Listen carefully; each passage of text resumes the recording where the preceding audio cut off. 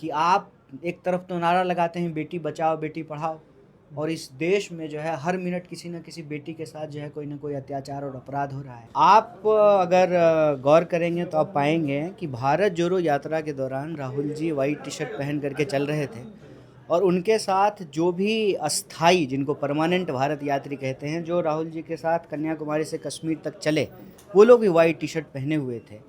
उस यात्रा की एक ही भावना थी कि नफ़रत के खिलाफ मोहब्बत के पैगाम को, मोहब्बत की आवाज़ को बुलंद करना है। तो उस यात्रा के दौरान जो देश के लोगों की समस्याओं से हम लोग जुड़े, तो राहुल जी ने एक आह्वान किया है देश के तमाम लोगों से कि जो भी संविधान में भरोसा करते हैं, जिनको न्याय और बराबरी में भरोसा है, जो चाहते हैं कि देश के किसी भी कोने में कहीं भी कोई भी अन्याय हो रहा हो, उस अन्याय के खिलाफ अगर वो न्याय की आवाज़ बनना चाहते हैं, तो उनके लिए एक मुहिम का आह्वान उन्होंने किया है। उस मुहिम का नाम है वाइट टी शर्ट मूवमेंट। उसमें आप वाइट टी शर्ट पहन करके किसी भी अन्याय के खिलाफ खड़े हों। जब देश में कहीं कोई आपदा हो तभी आप वाइट टी शर्ट पहन करके लोगों की मदद करें। तो हमको देश में गलत का विरोध भी करना है और निर्माण भी करना है अच्छी चीज़ों का।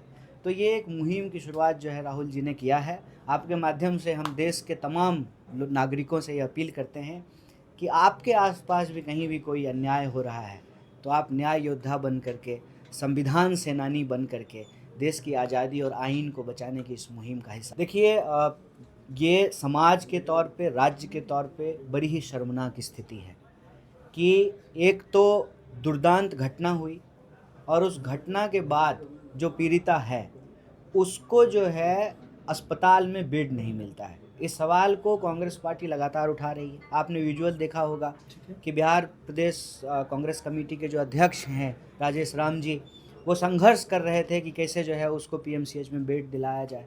आज भी पटना की सड़कों पे उतर करके जो हमारा स्टूडेंट विंग है, यूथ विंग है, जो कांग्रेस पार्टी है, वो इस सवाल को उठा रहे हैं। तो स्वाभाविक रूप से सरकार के लिए ये एक बड़ा सवाल है कि आप एक तरफ तो नारा लगाते हैं बेटी बचाओ बेटी पढ़ाओ, और इस देश में जो है हर मिनट किसी न किसी बेटी के साथ जो है कोई ना कोई अत्याचार और अपराध हो रहा है।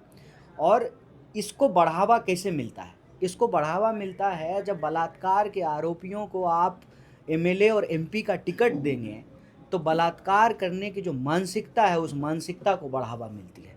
और जब सही समय पे कानून से न्याय नहीं मिलता है तो अपराधियों का मनोबल बढ़ता है। तो मेरा मानना है कि बिहार सरकार पूरी तरह से इसके लिए दोषी है, जिम्मेवार है। यह जो दुर्दांत घटना हुई है, न सिर्फ उसके लिए, बल्कि अगर सही समय पे इलाज मिला होता तो शायद जो है उस मासूम की जान बच जाए।